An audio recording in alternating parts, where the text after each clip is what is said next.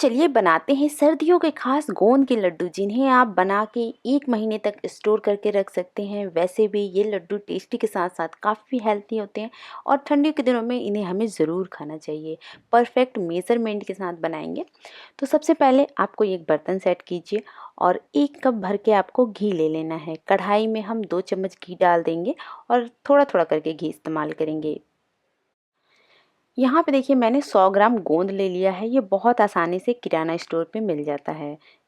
घी जब गर्म हो जाए ना, तो आप एक गोंद को डाल के देखिए। अगर इसमें बबल्स आ रहे हैं, इसका मतलब कि ये गर्म हो गया है। एक साथ नहीं डालना है, थोड़ा थोड़ा करके 2 से 3 बैच में हम गोंद को फ्राई करेंगे। तलते समय गैस का आंच मीडियम से लो के बीच में रखना है। तेज आंच पे आपको इसे बिल्कुल भी नहीं तलना है, नहीं तो अंदर से ये कच्चे रह जाएंगे।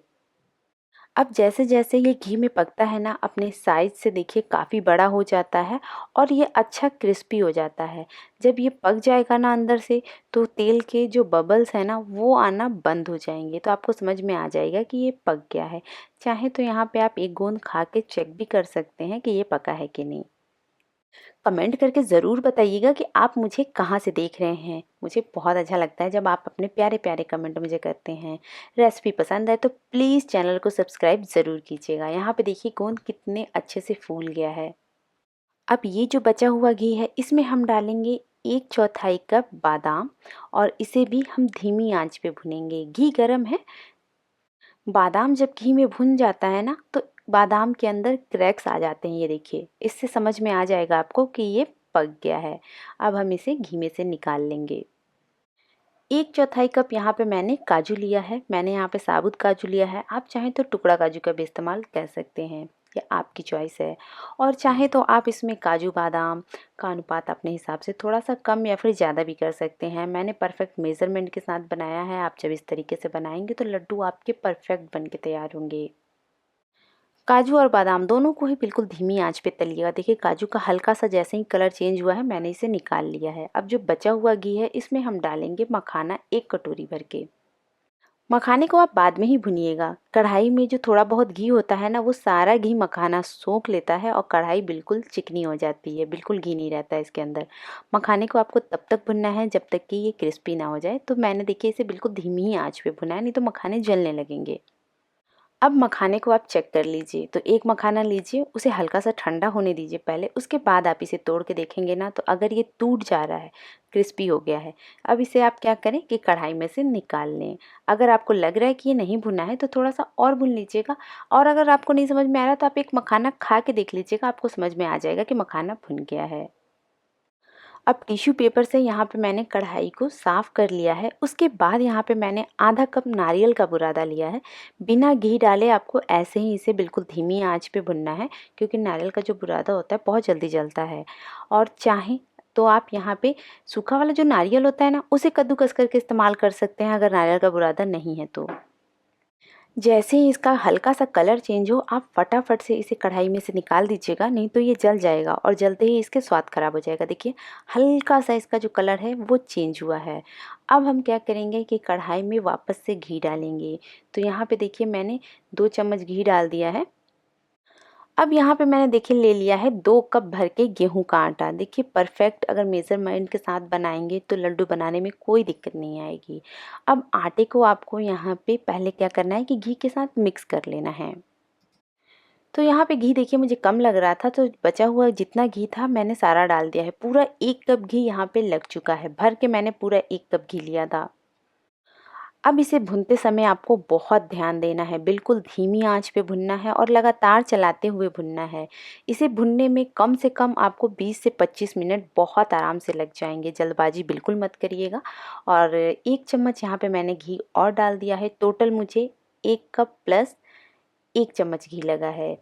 अब आप यहाँ पे देखिए, जैसे-जैसे आटा भुनता जा रहा है, आटे का कलर भी चेंज हो रहा है। और पहले आटा बहुत बिल्कुल ड्राई से था। अब देखिए आटे में बाइंडिंग जैसा एक जगह इकट्ठा होने लग गया है, ये देखिए। और जैसे-जैसे भुनेगा ना, आटा और भी ज़्यादा हल्का हो जाएगा और इसमें से घी जब निकलने लगता है, तो इसके ऊपर आपको पता चलेगा। मैं आपको आगे दिखाऊँगी। इसे बनाते समय बस पेशेंस का काम होता है आटे को भूनना।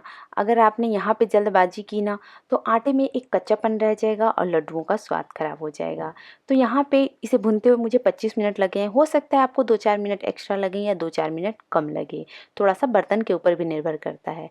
अब देखिए आटा जो है वो गीला गीला सा हो गया है। अगर आप एक जगह टैप करके देखेंगे ना तो इसके ऊपर चिकना चिकना दिख रहा है, मतलब घी जो है इसके ऊपर पता चल रहा है।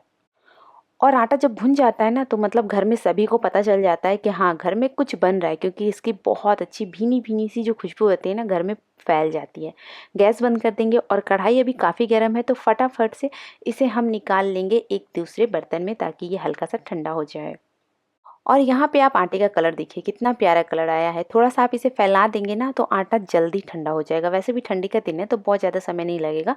पूरी तरीके से नहीं ठंडा करना है, हल्का सा इसे ठंडा करना है। जब तक ये ठंडा हो रहा है, जो हमने गोंद फ्राई करके रखा था ना उसे आपको थोड़ा सा क्रश कर लेना है। तो यहाँ पे मैं देखिए पोटैटो मैशर से मैश कर रही हूँ। आप चाहें तो इसे कटोरी ग्लास से भी मैश कर सकते हैं, या फिर मिक्सी के जार में डाल के हल्का सा आप इसे पल्स पे चला लेंगे ना तो भी आपका काम हो जाएगा। जब लड्डू में ये हल्के दरदरे से आते हैं ना दांत में, बहुत अच्छा लगता है क्रिस्पी क्रिस्पी सा। और ये जो काजू बादाम और मखाना है ना उसे हम क्या करेंगे ना कि मिक्सी के जार में डाल के पल्स पे पीसेंगे। एक बार चलाएंगे रोकेंगे फिर चलाएंगे रोकेंगे, तो इस तरीके से इसका एक दरदरा पाउडर बन के तैयार हो जाएगा। ये देखिए नारियल का बुरादा भी आप यहीं पे डाल दें, और जो हमने गोंद क्रश करके रखा है वो भी आपको इसी में डाल देना है।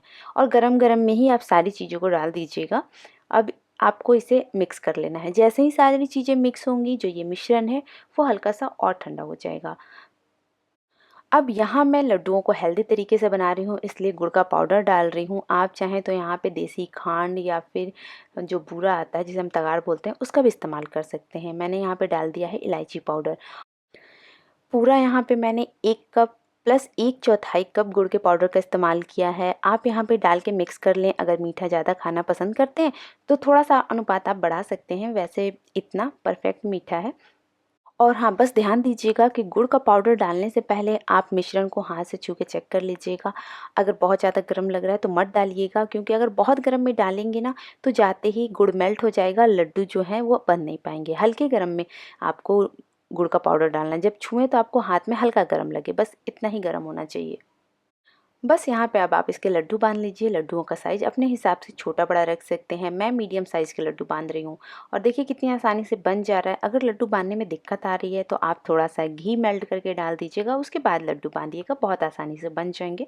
लेकिन मुझे यहाँ पे कुछ भी डालने की ज़रूरत नहीं पड़ी है, ये ऐसे ही बन जा रहा है, ये देखिए। और अगर आपको प्रैक्टिस है तो एक बार में आप 2 लड्डू बना के तैयार कर सकते हैं बहुत आसानी से। तो उम्मीद करती हूँ कि आज की ये रेसिपी आपको पसंद आई हो। फ्रेंड्स फैमिली में शेयर कीजिएगा। और ये देखिए हमारे कितने सारे ठंडियों वाले गोंद के स्पेशल लड्डू बन के तैयार हो गए हैं। किसी भी एयर टाइट कंटेनर में पैक करके रख दीजिए। 1 महीने तक आनंद उठाइए। वैसे ये 1 महीने तक लड्डू चलते नहीं हैं। और इसी तरीके की नई नई रेसिपीज़ देखने के लिए मेरे साथ जुड़े रहिए। मिलते हैं नेक्स्ट रेसिपी में। Bye bye.